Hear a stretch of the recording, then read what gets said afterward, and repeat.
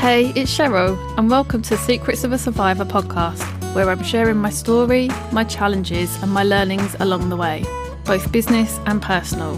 Basically, all the things. If I can do it, then so can you. So I'm here to help you on your way and be the person I wished I'd had. So let's get started with today's episode. Welcome to today's episode. And it's actually really funny because my husband's literally just brought me in a cup of tea. And this episode is all about my business and setting it up. So I thought it was quite weird. Bless him, bringing it for me. But yeah, today I wanted to talk about why I'm so passionate about survivors setting up a business. And I guess it all stems back to the fact that for me, setting up my business gave me financial independence. It gave me control over my life. It gave me, well, it started me off on this journey, I suppose. It gave me that chance to rebuild my life on my terms.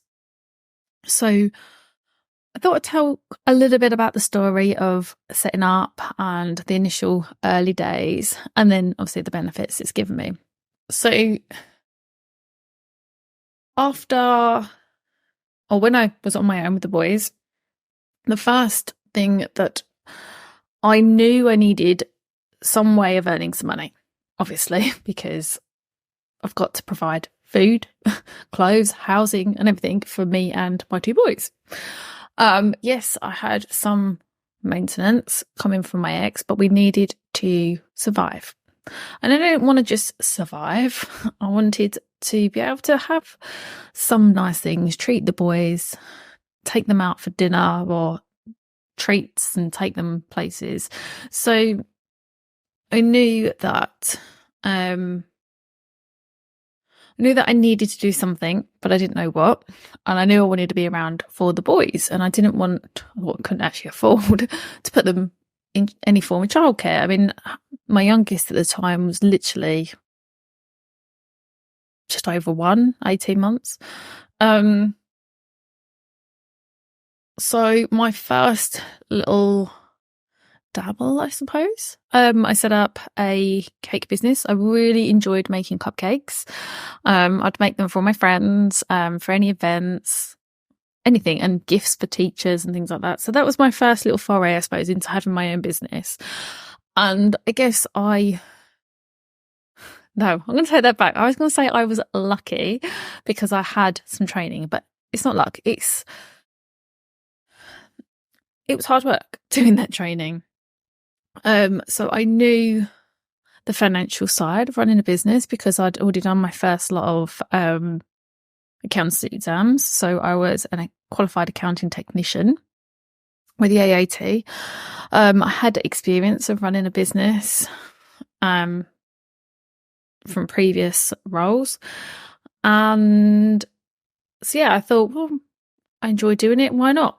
I met some amazing ladies online who were doing that sort of role around their children or around their lives, because some of them had grown up children or around other jobs and things. And it just seemed a really good way of earning some money and doing something I loved. And I also found this incredible community of people that would help me and everything. So that was my first foray into it. I did find, however, that I wasn't enjoying it as much when the orders started coming in and I was under pressure to bake and everything. I lost the love, basically. And then I got offered some bookkeeping work for a friend and their practice. So I found I could do that from home around the children. And it was something I enjoyed doing. It was math, it was logical. It got my brain ticking over again. And I wasn't doing a huge amount, but it was fun and it was earning me some money and it was on my terms. I then got offered to go and work for them, which I did for a while. I worked in London, and because I had a secured job, I was able to afford the childcare, and they were both in nursery or full-time school. So I was able to go into London, jump on the train, drop the kids at school, jump on the train into London to my desk for 10, do 4.5 hours, run back to the train station, train back, pick the kids up from school. And that was all right for a while. And it was working. But my God, it was exhausting. And especially like coming home then after doing a day. And all right, I know it wasn't a full day before anyone says anything, but I was cramming as much as possible into that day to be as valuable as possible to my employers. And then coming home and the travelling and then being mum and doing all the mum things, the after school clubs and doing everything for the boys on my own. So yeah, it became absolutely exhausting. And that kind of coincided with when I decided to move out of the area. And at that point, it was like, well, there's no way I can be getting into London and back anymore. So I obviously had to leave. And it was at that point that they offered me, and before then, sorry, I'd started doing my next lot of accounts exams, the chartered exams. And I was really enjoying it. I'd had experience of a practice. I loved the busyness and the diversity of the work, the different businesses I got to work with, and I really did enjoy it. I learned so much. So when the time came for me to move, they offered me some freelance work, which I took, kind of going back to how it all started originally. Needless to say, that didn't actually come into fruition. And I was kind of then forced, right, well, if I'm going to do this, let's do it. So I did. Very naive probably at the time. Didn't have a plan, didn't have goals, just wanted to cover the bills. And yeah, so my business was born. I set the business up in January 2014 under an old name, CH Accountancy. Very boring, very traditional, but not a traditional firm of accountants. And I continued studying and everything. And obviously that company has now grown. 9.5 years later, we are a team of 8. We've rebranded again, Ping Ping Financials. And it's gone from strength to strength. And looking back now, it feels like my main goal was being there for the children and working. I had a health scare just after I set up a business. So, yeah, set up a business, have a health scare, major surgery, and move all within 6 months. Really great idea. But anyway, did that. And yeah, I think looking back, as I said, initially the idea was to be there for the children, to be able to set my own working hours, just have that bit of control of my life. And I wasn't kind of seeing the whole financial independence. And that's kind of, although I knew it was happening, it wasn't one of those things that was like, right, well, this is going to make me financially independent. This is going to do this. Because I was still claiming benefits at the time. I was on my own with the boys. I had a house, thankfully, and needed to cover all the bills and everything else. But looking back now, that was the best thing I ever did, set up the business, because it's helped me to be in control of what I earn, how I earn. It's given me financial independence. It's given me the ability to set my own rules. Yes, it's been bloody hard work. Not gonna take that away at all. It has been incredibly hard work, lots of ups, lots of downs.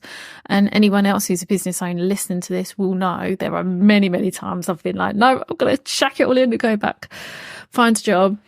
But let's be honest, I don't think I'm employable anymore. First of all, with the kids, I've got chronic illness, which even this morning has it's uprooted my day, basically, which I wouldn't be able to do in an employed role.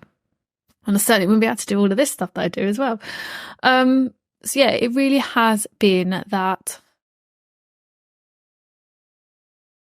thing that has given me my life back, I would say. And it's helped me to go on and do so many incredible things. yes, it's been a hard slog. Yes, I've had to learn a hell of a lot.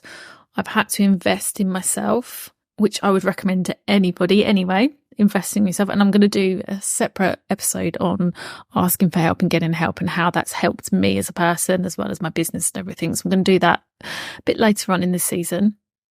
But it's been so worthwhile. I wouldn't have it any other way now.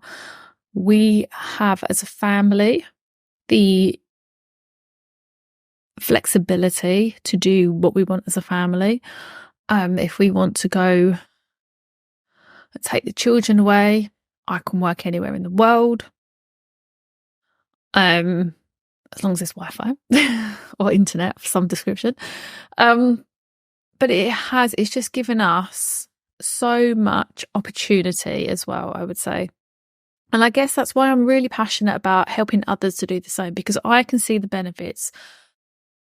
I can see how it's helped us, how we've grown as a family, how I've grown as a person, all because I took that chance 9.5 years ago and set up a business very naively, not having a clue what was to come. And to be able to help others to do the same just gives me such a buzz. And I know that I can put myself back in I can put myself in their shoes back when I was in that situation, and I can help them to get to where I am now so much quicker because I know all the things. I know how to get there, what to work on, how to help them. So yeah, that's kind of, in a nutshell, why it means so much to me. As I said, my business has grown so much. 8-person team now. I'm responsible for 8 people's salaries, including my own, which is really scary. But it's so... what's the word? I can't think what the word is now. It's so... I feel incredibly grateful that I get to do this, put it that way. And I want that for other people. I want them to be able to see that they can do this as well. There's so many different opportunities out there. It really is an incredible thing to be able to do. There's many, many people that can help you and give you that independence that you need. So I just wanted to quickly share something with you. My husband, James, and I are going to be running the London Marathon next year as part of Team Refuge. It's something that has been on both of our bucket lists for years, and to be part of Team Refuge and raise money for such an incredible charity is just an honour. So for those of you who don't know, Refuge provides specialist services to survivors of domestic abuse, and they also run the free phone 24-hour National Domestic Abuse Helpline, which I've got in the show notes below the details of. So if you are able to support us in any way, so either by donating or sharing our Just Giving page or just telling people about it, really, we would be so grateful. I've included the link to our Just Giving page in the show notes.